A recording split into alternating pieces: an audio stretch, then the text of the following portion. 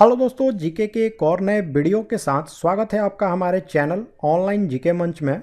दोस्तों, इस वीडियो में जीके के जो भी क्वेश्चंस हैं वह काफ़ी इंपॉर्टेंट क्वेश्चंस हैं, तो आप बिना वीडियो को स्किप किए लास्ट तक हमारे साथ बने रहिए इस वीडियो में। तो चलिए शुरू करते हैं आज का वीडियो। पहला सवाल है, मानव शरीर में संक्रमण को रोकने में मदद करने वाला विटामिन कौन सा है? तो राइट आंसर है ऑप्शन है विटामिन ए जो है यही हमारे शरीर में संक्रमण को रोकता है। और यह जो विटामिन ए है इसका रासायनिक नाम होता है रेटिनॉल, तो इसे भी आपको याद रखना है, ठीक है। अगर आपसे पूछे कि विटामिन ए की कमी से कौन सी बीमारी होती है तो वह होती है रतौंधी, ठीक है। अगला सवाल देखते हैं, अभिनव भारत संस्था की स्थापना किसने की थी? तो राइट आंसर है ऑप्शन सी बीडी सावरकर जो है इन्होंने ही की थी। देखिए, इन्होंने 1899 ईस्वी में मित्र मेला नाम की एक संस्था जो है उसकी स्थापना की थी, लेकिन 1904 ईस्वी में यह जो मित्र मेला संस्था है इसी का नाम बदल करके अभिनव भारत रख दिया गया, ठीक है। और यह एक गुप्त संस्था थी, ठीक है, तो इसे भी आपको याद रखना है।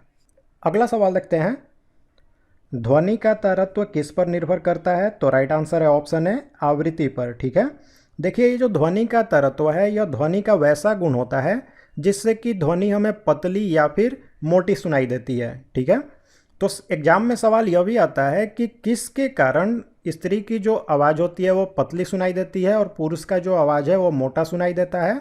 तो वह ध्वनि का जो तारतम्य है उसी के कारण। जब तारतम्य बढ़ती है तो ध्वनि पतली सुनाई देती है और तारतम्य जब घटती है तो वह मोटी सुनाई देती है, ठीक है। निम्नलिखित में से कौन सा भिन्न है? तो सारे ऑप्शंस को आप ध्यान से देखें, तो इसका राइट आंसर होगा ऑप्शन डी मणिपुरी। यह जो मणिपुरी है यह मणिपुर का एक शास्त्रीय नृत्य है। बाकी ये जो छऊ, भांगड़ा और चांग जो हैं ये लोक नृत्य हैं, ठीक है। अब बारी बारी से समझते हैं सबके बारे में।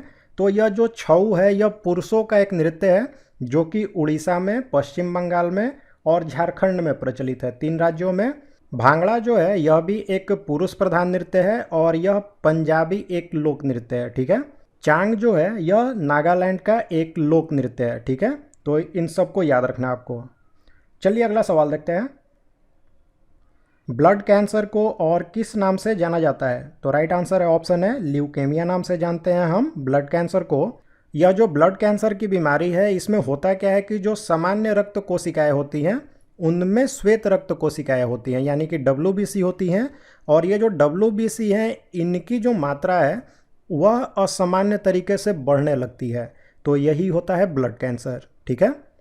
नेक्स्ट क्वेश्चन है, राज्य शब्द का प्रयोग सबसे पहले किसने किया था? तो राइट आंसर है ऑप्शन सी मैकियावेली जो है इसी ने सबसे पहले राज्य शब्द का प्रयोग किया था।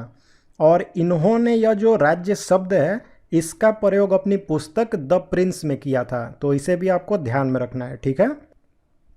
वन महोत्सव किससे संबंधित है? तो राइट आंसर है ऑप्शन सी वृक्षारोपण से, ठीक है। यह जो वन महोत्सव है यह हर वर्ष जुलाई के पहले सप्ताह में आयोजित किया जाता है भारत सरकार के द्वारा। और यह जो वन महोत्सव है इसकी शुरुआत हुई थी 1950 ईस्वी से, ठीक है। और उस समय के जो कृषि मंत्री थे KM मुंशी, उन्होंने ही इसकी शुरुआत की थी। तो एग्जाम में सवाल यह भी आता है कि वन महोत्सव कब मनाया जाता है? तो यह प्रतिवर्ष जुलाई के पहले सप्ताह में मनाया जाता है, ठीक है। पहला भाषाई राज्य किसे बनाया गया था? यानी कि भाषा के आधार पर सबसे पहला राज्य भारत का कौन सा था? तो राइट आंसर है ऑप्शन बी आंध्र प्रदेश। अब यह डेट भी पूछता है, तो यह बना था 1 अक्टूबर 1953 को, ठीक है। तो इसे आपको याद रखना है डेट को भी। नेक्स्ट क्वेश्चन है, भारत किसके वायसराय काल में स्वतंत्र हुआ?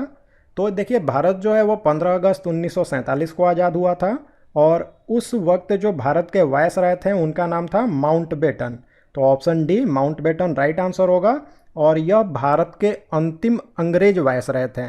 तो अगर सवाल यह भी पूछे कि भारत के अंतिम अंग्रेज वायसराय कौन थे तो वह थे लॉर्ड माउंटबेटन। इलाहाबाद स्तंभ के शिलालेख में किसकी उपलब्धियां वर्णित हैं? तो राइट आंसर है ऑप्शन सी समुद्रगुप्त जो है इसी की उपलब्धियों का जिक्र है इलाहाबाद के स्तंभ शिलालेख में। और यह जो इलाहाबाद का स्तंभ शिलालेख है इसकी रचना की गई थी हरिसेन के द्वारा, ठीक है। और यह लिखी गई है संस्कृत भाषा में। तो यह भी पूछ सकता है आपके एग्जाम में कि इलाहाबाद स्तंभ शिलालेख जो है उसकी रचना किसने की, तो हरिसेन ने, और किस भाषा में है, तो संस्कृत भाषा में है। ठीक है। नेक्स्ट क्वेश्चन है, बीकन प्रकाश के रूप में प्रयुक्त निष्क्रिय गैस कौन सी है, तो राइट आंसर है ऑप्शन सी, नियॉन जो है इसी का प्रयोग होता है बीकन प्रकाश में, और इसका रासायनिक चिन्ह होता है Ne।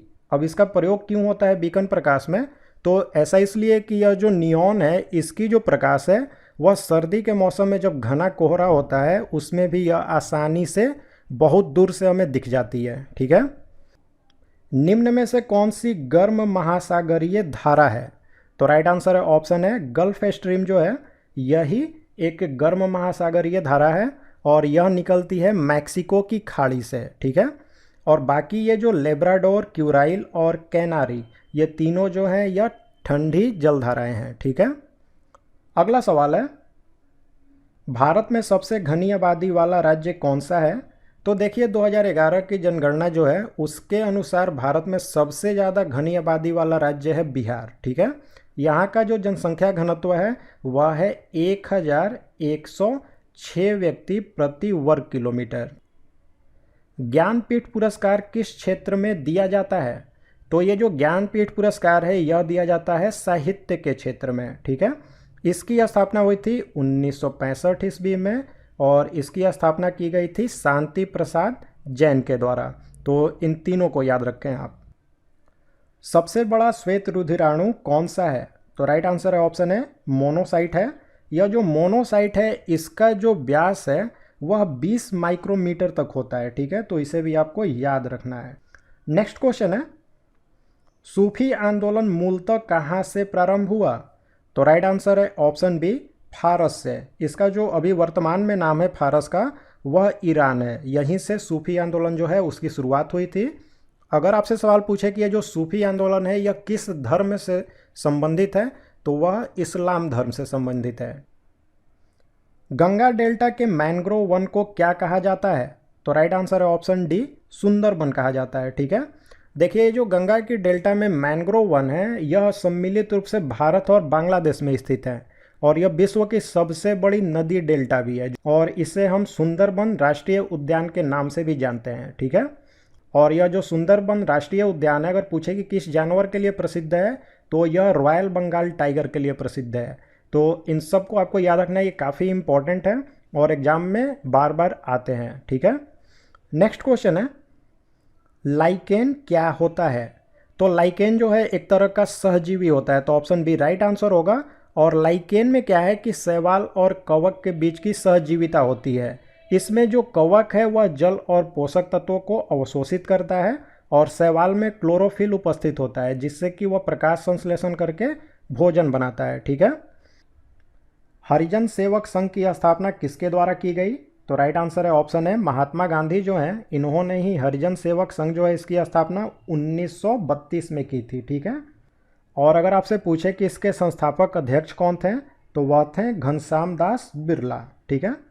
नेक्स्ट क्वेश्चन है, मानव त्वचा का रंग कौन बनाता है, यानी कि किसके कारण हमारे त्वचा की रंग होती है, तो राइट आंसर है ऑप्शन सी मेलानिन के कारण। ठीक है। कर्क रेखा और मकर रेखा के बीच के क्षेत्र को क्या कहते हैं, तो सबसे पहले आप समझें कि ये कर्क रेखा और मकर रेखा क्या होती है। तो कर्क रेखा जो है वह 23.5 डिग्री उत्तरी अक्षांश को कहते हैं और मकर रेखा जो है वह 23.5 डिग्री दक्षिणी अक्षांश को कहते हैं। ठीक है। और ये कर्क रेखा और मकर रेखा के बीच का जो क्षेत्र होता है उसे कहते हैं उष्ण कटिबंधीय क्षेत्र। ठीक है। नेक्स्ट क्वेश्चन है, आरंभिक वैदिक काल में वर्ण व्यवस्था किस पर आधारित थी, तो राइट आंसर है ऑप्शन है व्यवसाय पर, यानी कि जिसकी जो व्यवसाय है वह उसका वर्ण है। ठीक है। और इसके बारे में हमें जानकारी कहाँ से मिलती है, तो इसके बारे में हमें जानकारी मिलती है ऋग्वेद के 9वें मंडल से। ठीक है।